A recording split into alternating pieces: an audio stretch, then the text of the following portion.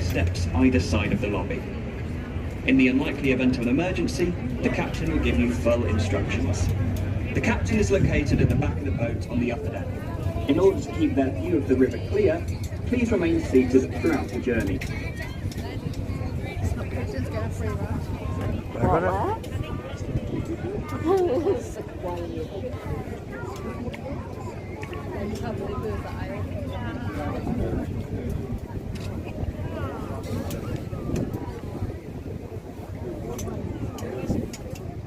Well, hello everybody and welcome on board your lastminute.com London Eye River Cruise. Woo! That is the spirit, everyone. The sun has come out. You've picked the best tour of the day. Very exciting.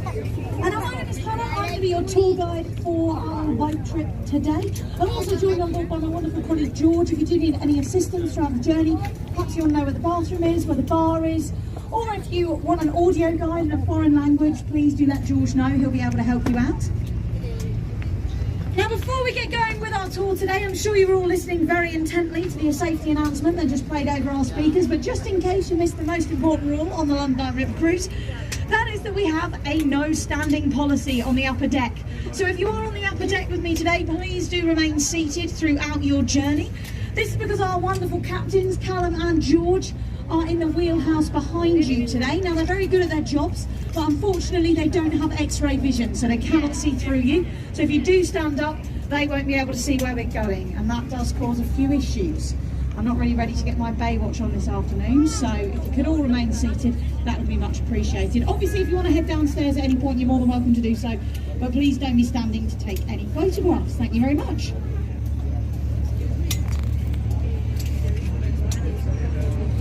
The new Palace of Westminster is known as the New Palace, as there was an old palace that stood here prior to this one.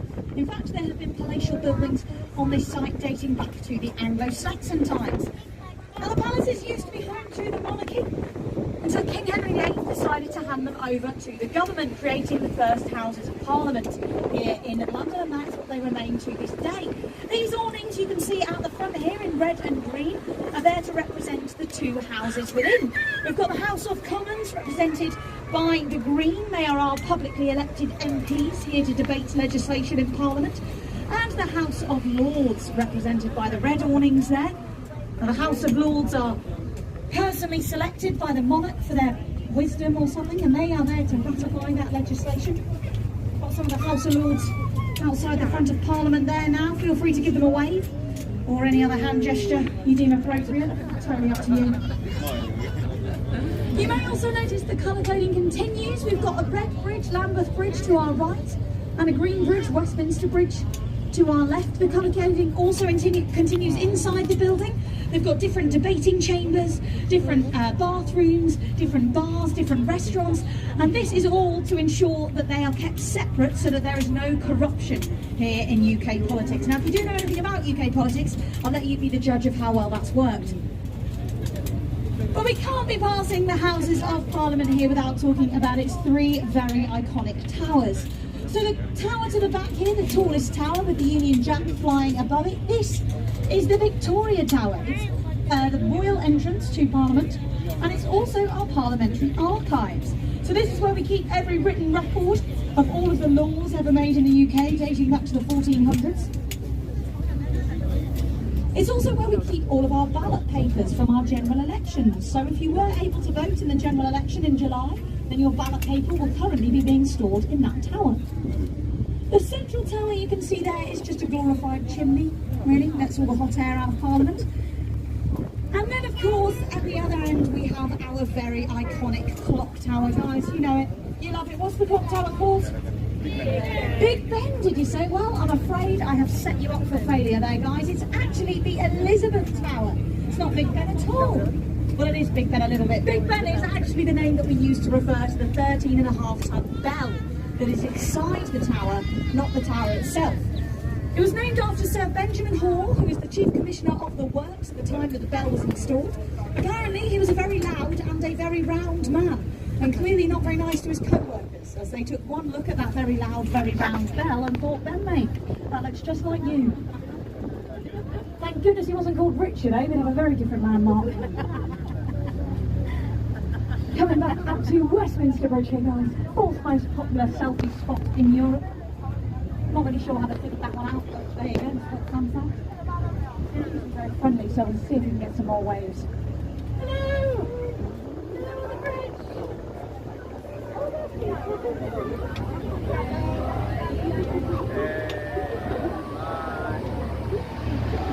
There we go, that's Steve and okay, we're paying £5 an hour with you all, so I hope you enjoy that. Coming up on our right hand side here, guys, we are of course about to pass the lastminute.com and London Eye. Little shout out to my employer, so I'm contractually obliged to do so. London Eye stands at 135 metres tall, making it the world's tallest cantilevered observation wheel. A lot of complicated words there, but cantilevered simply means it is only supported on one side, as you can see there. Now, it's not a Ferris wheel. Okay, guys, my managers do get quite upset when I use the F word. Now, there are 32 opots all the way around the outside of the London Eye, one for every borough of London. But do not be alarmed if you find yourself in pod 33. We had to remove pod 13. It was causing all sorts of havoc with our superstitious guests. They were refusing to board it. So in between capsules 12 and 14, you will now find capsule 33. Because that makes loads of sense, doesn't it? Now, the London Eye was actually entered as part of a competition to be the new landmark for London to celebrate the millennium. Unfortunately, it did not win. It came second. And we will see the winner further down the river, so I'll point that out when we get to it.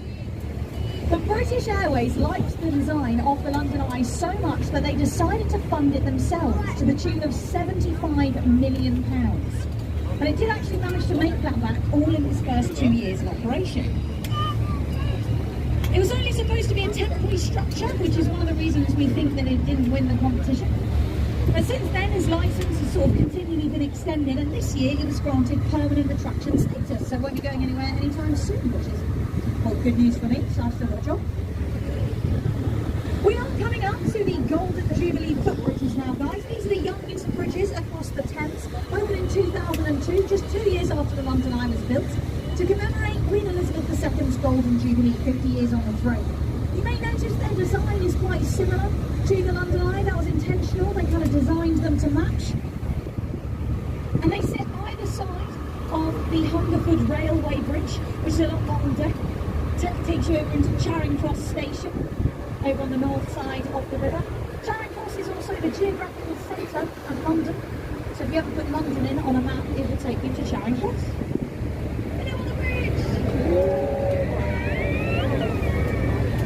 Get two for the price of one on these bridges, guys. Put another one on the other side.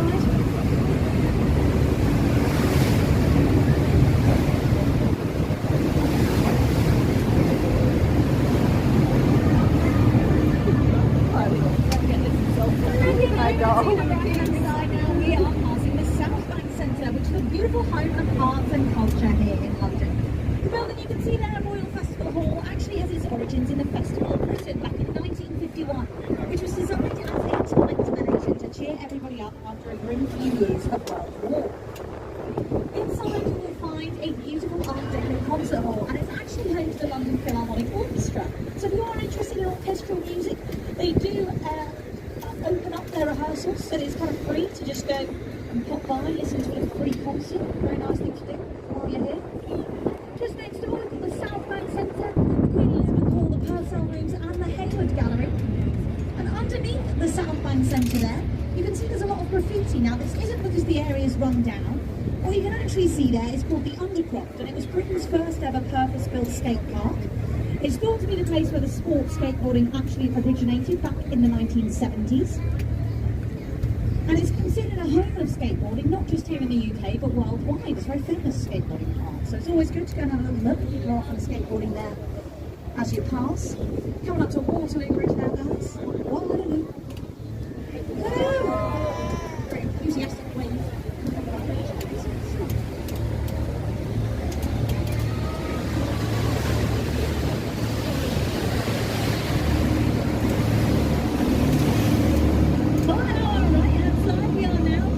Stone building with a digital screen on the front of it. Now this here is Britain's ugliest building. Yes, it has been crowned so for 10 years running. King Charles III himself said he thought it looked like the back end of a nuclear power station, and I don't think he meant that as a compliment. But inside is a very different story. This is our National Theatre here in London. It's home to 3 beautiful theatres, the largest of which is the Laurence Olivier Theatre, named after Sir Laurence Olivier, who was the first artistic director of the National Theatre. It is a wonderful place to catch a show here in London if you are looking to see some West End quality theatre paying those West End ticket prices. Shows launched from the National to the West End, so you can catch them before they get too expensive.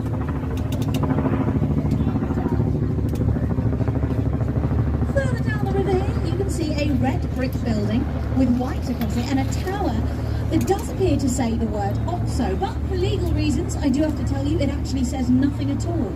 And this is because the River Thames is a royal highway, which means that skyline advertising along the river is illegal. So this building used to be owned by the company OXO, who make the stock cubes that you can use to make sort of beef stock or gravy. Fine British twist. Now OXO owned this building back in the 1930s, and when they erected this tower, they were actually taken to court. They were told you can't plaster your company name on the top of a tower, it's against the law. And OXO simply said, what do you mean our company name? All we've done here is we've purchased some randomly shaped geometric windows, and we've put them in an order that we thought looked pretty, and it's got nothing at all to do with the name of the company. Any sort of resemblance is only a coincidence. And seeing as there's no law in the UK that states what shape your windows can or cannot be, they got away with that one. I'm not sure the judge worked for any more cases afterwards though. Apparently he became a bit of a laughing stock. I think there was like 3 groans there. Thank you very much, guys.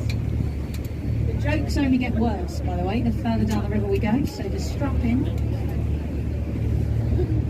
Looking over to our left-hand side now, guys, we are getting our first fantastic view of St. Paul's Cathedral. Second largest domed cathedral in the world, second only to the Basilica in the Vatican. It's actually the 5th iteration of St. Paul's to stand on this site. The 4th one very famously burned down in the Great Fire of London in 1666. This one was built and designed by Sir Christopher Wren, a very famous architect, and it was opened on Christmas Day of 1711. A little Christmas present for them. But we will talk a little bit more about St. Paul's when we get to the other side of this bridge that we're coming up to now. So Blackfriars Bridge is the bridge that we're coming up to here. And you'll notice as we get a bit closer that the pillars of Blackfriars Bridge are detailed with some birds. Now on one side you've got fresh birds, and on the other side you've got saltwater birds. Now this is because this is the point of the river that the Victorians believed that the fresh water of the river met the salt water of the sea. We know this now to be false. Scientists have checked. The whole river is actually brackish, which means that it's a mixture of fresh and salt water. But yes, this is the point of the river that the Victorians thought those 2 types of water combined. Now Blackfriars Bridge is interesting because there's actually kind of like 2.5 bridges here at Blackfriars, so keep your eyes peeled for that. See if you can figure out what I mean. Not many people will wave at, but we'll try our best.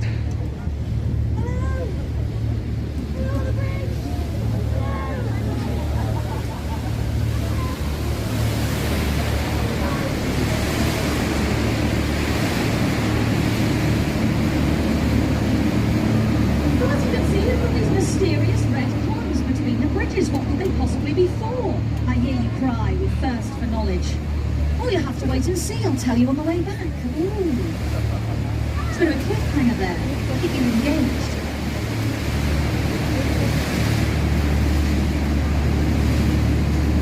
So looking back over to our left-hand side, we are looking at once again the beautiful cathedral that is St. Paul's. Now, back in the early 1700s, when St. Paul's was being built, we had something new and something very exciting that had just come over to the UK, and that something was pineapples. And we were absolutely crazy for them. We were very excited about these new things that had come over. And one pineapple would have cost you upwards of £5,000 in today's money. So rather expensive for a piece of fruit, but there we are. And because of this, they were seen as a great display of wealth. So there even were companies where you could rent a pineapple to put on show at your party to show your friends how rich you were. Even if the pineapple was rotten, it didn't matter, people were still impressed. Strange people of the early 1700s. But anyway, back to St. Paul's. So Sir Christopher Wren's original design of St. Paul's featured a 60-foot golden pineapple that he wanted to place on top of the central dome there. As you can see, the church said, "Don't be ridiculous, Christopher." And they went for a more traditional cross. But Christopher couldn't let go of this pineapple dream of his, and he's managed to sneak in 2 golden pineapples that you can see on top of the clock towers just to the left of the central dome there. Coming up to Millennium Bridge now, guys. This is actually the landmark that won the competition that the London Eye lost. Brand new landmark for the Millennium. Hello on the bridge.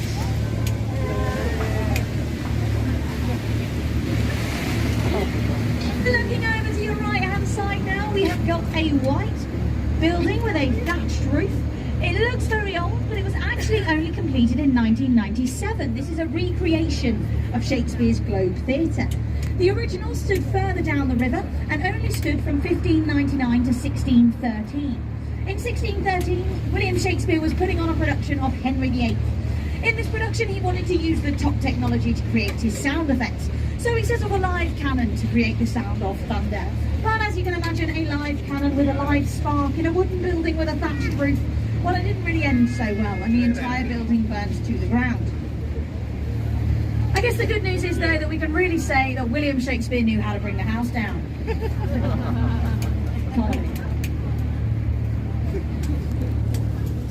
This version of the Globe was actually built by Sam Wanamaker, who was an American director that came over looking for a monument to his favourite playwright and found absolutely nothing. So he decided to rebuild the Globe, and he did so using only Elizabethan building techniques. So no power tools were used to build the Globe. It took almost 30 years to build. It's also the only thatched roof you'll see in the city, as thatched roofs were outlawed after the Great Fire. Coming up to Southwark Bridge now. It's very rare to get away from Southwark Bridge, guys. We'll see what we can do. Hello!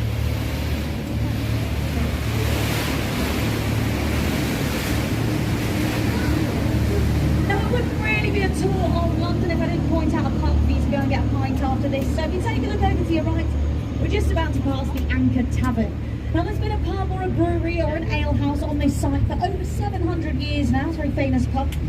So William Shakespeare himself would have been able to have a pint here, well, until he was barred. Charles Dickens as well. And even the diarist Samuel Pepys, it's theorised that he actually witnessed the Great Fire of London from this very pub on the side of the river, where he wrote about it in his diary.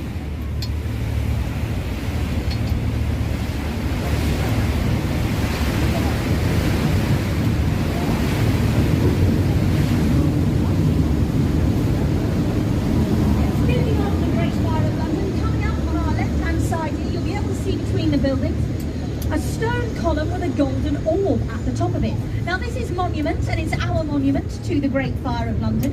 So Christopher Wren also built and designed this monument. He wanted the people of London to have a viewing platform from which they could witness their city being rebuilt from the ashes.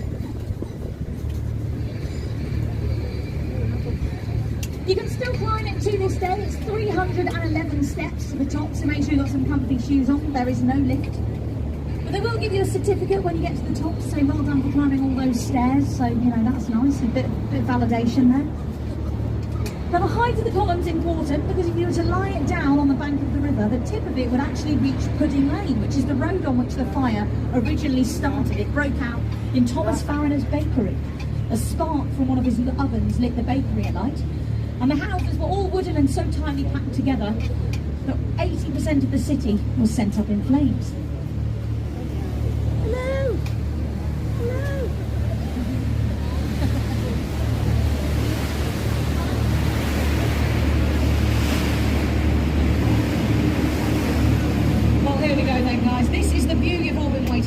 The beautiful, the marvellous, the world-famous London Bridge. It's directly behind you just there. It's the one we've just gone under. Only concrete. But don't you worry if you got confused. The bridge ahead is actually Tower Bridge. It's not London Bridge at all. But even Google gets it wrong. If you Google London Bridge, it will show you pictures of Tower Bridge.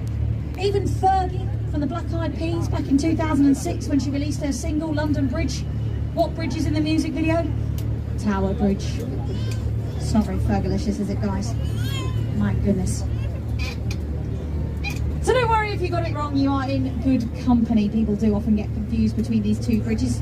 But before we get to Tower Bridge, we do have a couple more things to point out. So looking over to your left, we're now passing the sort of central business district here in London. We've got our higgledy-piggledy skyline here. We've got many funky-shaped skyscrapers. We like to nickname our funky-shaped skyscrapers. This one at the front is the walkie-talkie. You may have heard of the walkie-talkie because there was a while ago it was setting some cars on fire. It got so sunny that the sun reflected off the building and burnt cars. So, you know, that's a bit exciting. We've also got the cheese grater, you can see behind it. The gherkin is just peeping out between a few of the buildings there. Quite fun to play Match the Skyscraper to his nickname. It's a good game, we have fun here. Now this next landmark's quite hard to spot as it's very well camouflaged, but if you look over to your right, we're actually passing an 11,500 ton battleship. Well, actually, lucky you guys, we're passing 2 today, I know, shock. But the one closest to us isn't normally here, it's a Japanese naval ship that's come over to visit. I think they're doing some team building exercises or something, it's a bit of an excursion they've got going on. But behind it we've got the HMS Belfast, which is a very famous ship in British naval history.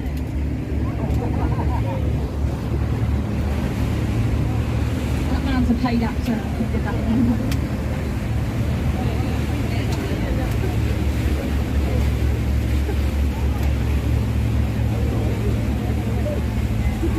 Oh yes, behind this Japanese ship here we can see the HMS Belfast. Now the HMS Belfast has actually been turned into a very impressive naval museum, so if you are interested, you're very welcome to head on board, have a little visit. I'm told it's well worth a trip. As we approach Tower Bridge here guys, just one little reminder, please do remain seated if you're on the top deck while you're taking your photos, just to make sure our captains can still see where they're going. Now the Tower Bridge, that's it. Now Tower Bridge is actually a lot younger than it looks. It dates back to 1894, it was built by the Victorians, but it was designed to match the stonework of its namesake, the Tower of London, which you can see to your left hand side. Now the Tower of London is a lot older, dates back to 1066 with William the Conqueror.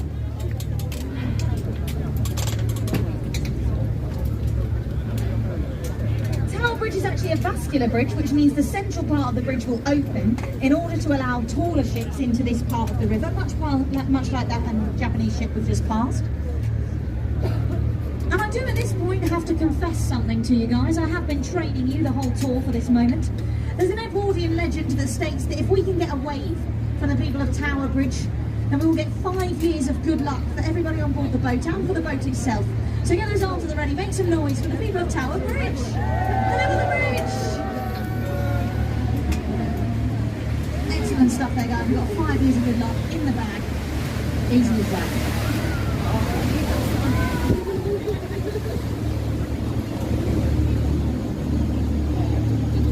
Now this legend stems from the fact that back in the day, this would have been the last bridge that sailors would have travelled under before heading out to sea. Sometimes great, I know I was disappointed as well. I'm talking like paprika and cumin.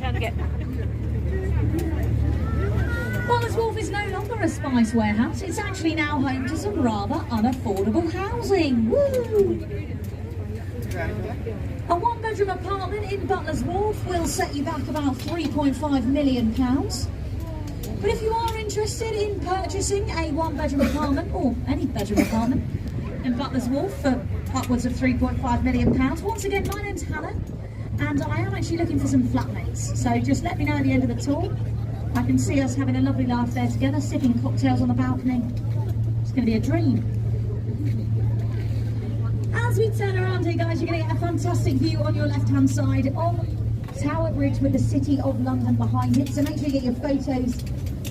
This is your photo opportunity of the day. If you are going to post these photos to social media, I do actually have a couple of recommended hashtags. Hashtag Tower Bridge, not London Bridge. Hashtag Get It Right, Google. Hashtag Hannah is the best tour guide in London. That one's actually trending, so if you want to get lots of likes, I recommend using it.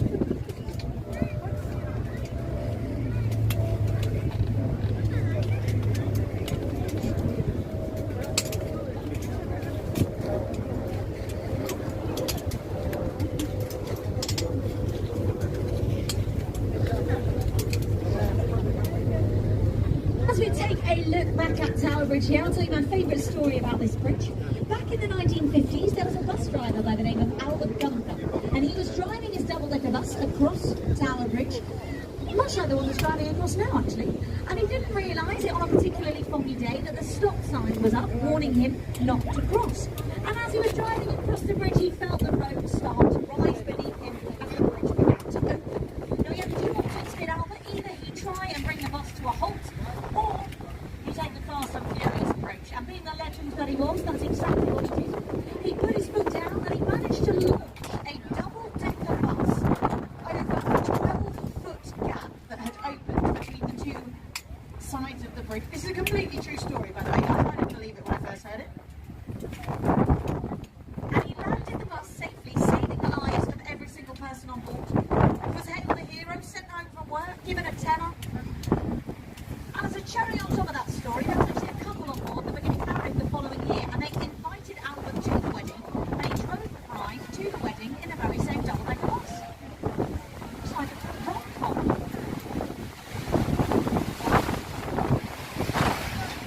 So as I said, guys, Tower Bridge gets its name from the Tower of London, which you can see currently to your right-hand side. Tower of London's been many things in its time. It's been a palace, it was a royal mint at one point, even a zoo in the 1200s, home to lions and tigers and bears, oh my. But it's most famous for having been a place of torture and execution. Now, if you take a look to your right-hand side, you can see the words on the bank of the river, entry to the Traitor's Gate. Now, under here used to be a tunnel. That was our first one-way system here in London. That being, if you went down that tunnel, you were not coming back out again. That's where we used to take our traitors to be executed, which, believe it or not, was a great privilege. You had to actually be royal in order to be executed inside the tower. So some famous names executed within those walls include Catherine Howard and Anne Boleyn, the wives of King Henry VIII. If you were not a royal, you'd have been executed outside on Tower Hill for the public to see. Now, public executions took place in the UK right up until 1868. The Metropolitan line of the London Underground opened in 1863. So there was actually a period of 5 years where you could get the tube to go and someone be executed. Fun for all the family. If you do want to hear any more about the history of the Tower of London, it's an incredibly rich history, this will be. The beefeaters would go with the horses, as they're known, and guard the crown jewels inside the tower. Actually have to live there. They move their whole families into the tower. There are 58 residences inside. And they do know everything there is to know about the history of the building, so if you do pay a visit to the tower, make sure to ask one of them nicely. Apparently they do give a very wonderful tour.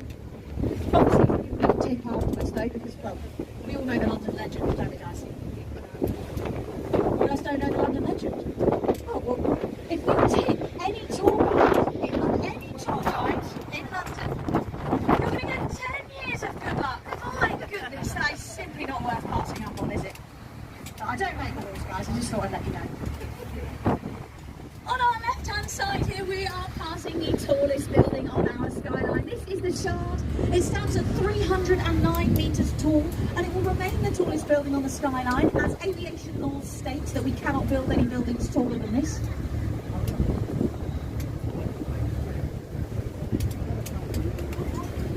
Now, I did say some mean things about it earlier, but we are now coming back up to London Bridge. Really. The original bridge across the river, there's been a bridge on this site for over 2,000 years. The first one was built by the Romans, it was a wooden bridge, and at that point it was the only way to cross the river without being on a boat. So it was so busy with sort of animal traffic and buildings on the bridge, it was almost like a city in itself. It would take half an hour to get from one side of the bridge to the other. Woo!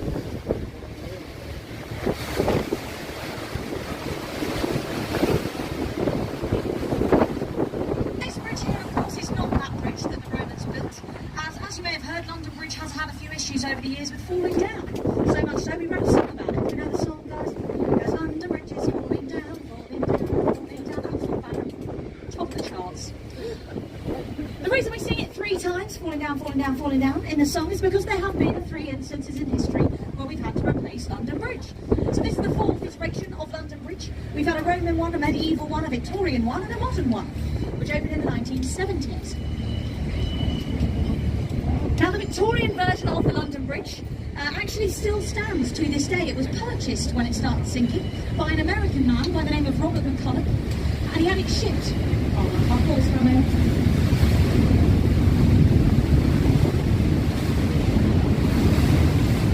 He had it shipped brick by brick all the way over to the States, where it now stands over Lake Havasu in Arizona. So there you go, fun fact. Coming back up to Southwark Bridge now, guys, also known as the Lonely Bridge. Oh.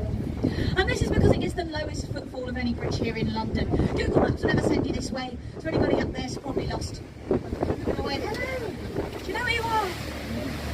No idea, see? Anyway, back from Southwark Bridge, usually a cry for help.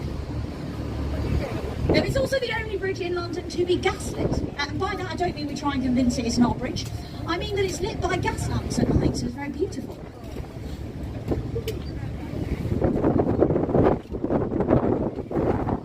Floating barrel in the water. This is very pirate energy, I feel, this floating barrel. I feel like there's secrets inside it, and it's not all here. Coming up to Millennium Bridge now, guys. Millennium Bridge is also known here in London as the Wobbly Bridge. And this is because when it opened in the year 2000, it was open for a grand total of 2 days, during which 160,000 people walked across it. These people noticed it had a very severe wobble. People were falling over, people were feeling very ill, people were being sick over the side of the bridge, which, quite frankly, terrible news if you're on an open top boat. They had to close the bridge for 2 years and get NASA in, like NASA, the space people. It took them 2 years and 91 dampers to fix the wobble, the Wibbly Wobbly Bridge. Hello, wobbly people. Please don't be sick. So we've made it back to St Paul's Cathedral on our right-hand side here, guys. You might be able to notice that the skyline of, around St Paul's is a lot lower. Now this is because there's actually a rule that states that the dome of St Paul's Cathedral must be visible from 8 different specific points around the city, and some of these points are very far away. So this is why the skyline's shorter here. It's also why the City of London School has a glass atrium so that you can see through to St Paul's on the other side. It's also the reason why many of our skyscrapers are so higgledy-piggledy, like we were looking at earlier. For example, the one ahead of us to our left, #1 Blackfriars, the newest skyscraper on our skyline. Bit of a funky shape, once again, has many nicknames. This one's known as the cocktail shake. The baby bun.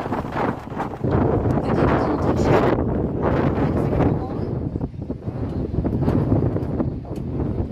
We've made it back to Blackfriars Bridge, you guys. I know you've all been clinging on to the edge of your seats, waiting to hear about these mysterious red columns. I left you on such a tense cliffhanger earlier. Well, don't you worry, I'll put you out of misery in just a moment.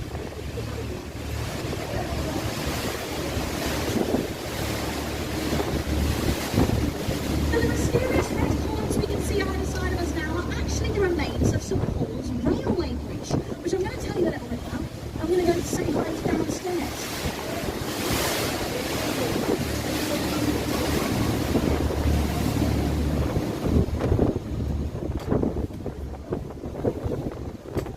Hello downstairs, people. It's me. Look, I'm a real human, not just a voice in the sky. So, St Paul's Railway Bridge was the first bridge to take steam trains from one side of the river to the other. But over the years, as trains got heavier and heavier, it could no longer withstand the weight. So they had to replace it with Blackfriars Bridge. Once they built the new bridge and came to remove the old bridge, they found it was dug so deeply into the bed of the Thames that only dynamite would shift it. But dynamite would have also blown up the brand new bridge they'd just finished building, so rather counterproductive. So what did the construction workers do when faced with this dilemma? Well, they did the only thing they could do. They painted the columns red, gave them a grade 2 listing, and quite simply hoped that no one would notice them. Unfortunately, we have noticed them. We do point them out 8 to 10 times daily. If you take a look over to your right-hand side here, guys, you can see some green lions on the bank of the river. They've got rings in their mouths. Now, these are the old Victorian moorings. You can't use them for mooring boats anymore as they are protected. But they are still a very good way of telling how high it is. As we said earlier, the River Thames is tidal, and the height of the water changes quite dramatically throughout the day.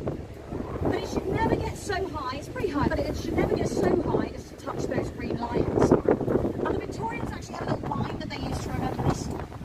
They used to say, if the lions are drinking, London is sinking. If the water's out their mains, London's going down the drains.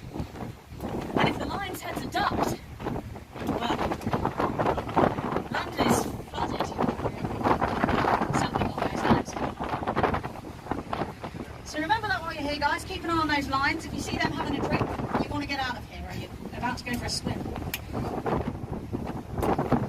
We are coming up now to my favourite bridge on the river, Waterloo Bridge. Whoa. Also known as the Ladies' Bridge. And this is because the original Waterloo Bridge was actually destroyed in the Blitz during World War II. And so this version of Waterloo Bridge here, last minute of fighting, was built by a 95% female workforce. It's also the only bridge on the river to have been built on time and under budget. So I'll let you draw your own conclusions as to how that went. Surprised, don't you, ladies?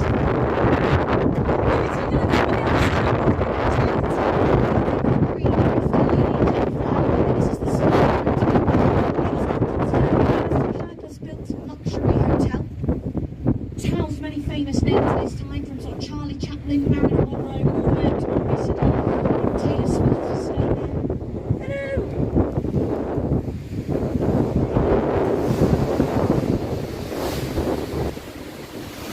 A room in the Royal Suite of the Savoy Hotel will cost you £18,000 a night, with a minimum of 3 night stays. That's £54,000 for a hotel room. They don't treat you well for that though. You get your very own hand-stitched mattress, a personal car service, and even 24-hour access to your own personal fuel list.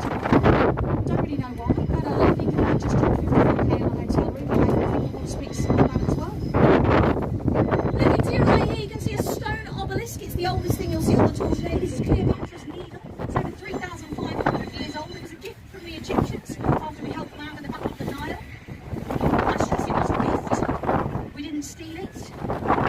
Unlike any of the rest of the Egyptology you'll see here in London. Many apologies to anyone from Egypt on board. We are coming up to our final waves of the tour here, guys. I know, very upsetting.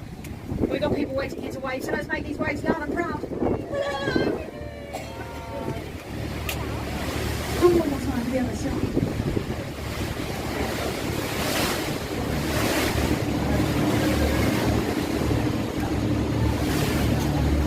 Excellent work, very nice. Now, as we come into dock here, you have been wonderful at this throughout the tour, but just to remind you, please do remain seated on the upper deck. This is the most important time for our captains to be able to see where they're going, and it can get a little bit rocky as we come into dock. It can take a couple of minutes, so I'll let you know when it's safe to start standing and leaving. But we've still got time for a few more facts and a few more bad jokes. So we take a look over to your right hand side. You can see behind the trees here some green roofs with flags above them.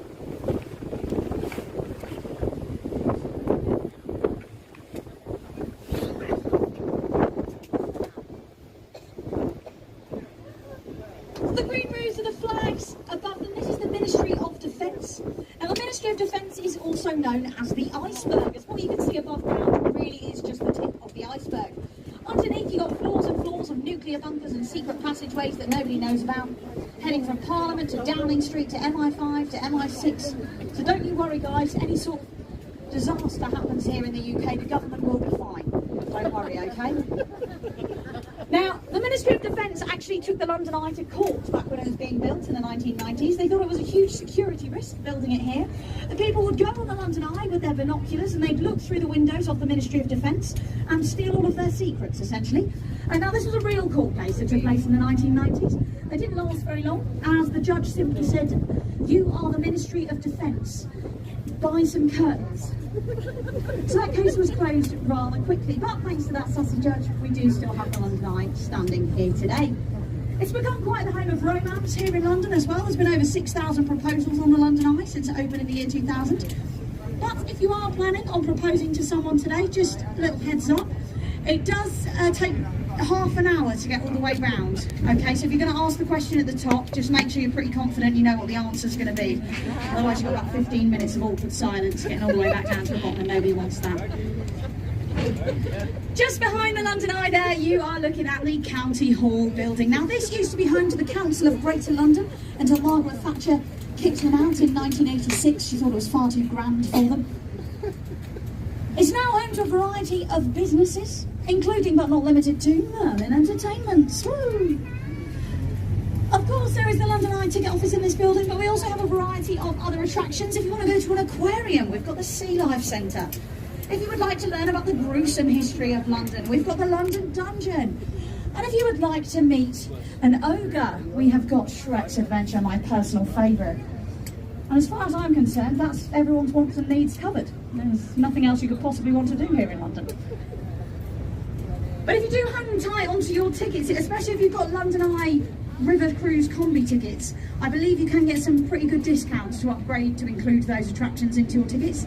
Have a chat with our friends on the pier, they know the best deals they can get you. They're bargain hunting. And they're also valid for up to 90 days, so it's kind of well worth holding on to those tickets in case you come back to London sooner than expected. Now, as we come into dock here, guys, all that's really left to say from me is thank you so much for joining us today. Please do remain seated until I let you know it's safe to stand. I'll give you all clear as soon as I can. We do really appreciate feedback here on the River Cruise, so if you have anything to say about your tour, please give us a Google review, TripAdvisor review, however you want to review us, however you booked us. We've also got a feedback point on the pier. If you have enjoyed the commentary, my name's been Hannah. Please do mention my name, it lets my managers know that I'm doing my job. If you haven't enjoyed the commentary, my name's been Sophie. Okay? There's no bad reviews for Hannah, thank you very much. So hang tight for just a moment, guys. I'm going to head to the back. I'll be the last person that you see on your tour today. I'll be there to wave you goodbye. For any tokens of appreciation, such as tips, would be greatly appreciated. Or if you have any questions about your tour today, feel free to ask. Thank you very much, guys. Have a wonderful day.